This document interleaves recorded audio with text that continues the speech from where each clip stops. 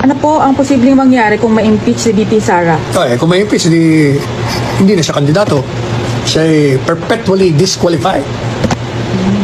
Pero, huwag sila makakasiguro, baka akala nila, wala tayong ilalaban ng anak ko, meron tayong ilalaban, siguradong panalo rin yan. Sa ngayon, wala kayong kalaban-laban, kahit na sinong ilaban nyo. Diyan sa dilaw o sa kaliwa, wala, i-combine nyo pa, talo kayo. Sa Inodoro din ang punta nyo. Attorney, sa tingin ninyo, sino ang nasa likod ng ginagawang pagpabagsak kay VP Sara? Sus Maria Jose, hanggang ngayon, hindi mo pa alam yun? Ang dilawan o ang admin? Lahat sila. Combination. Kaliwa, dilaw, at yung alyansa.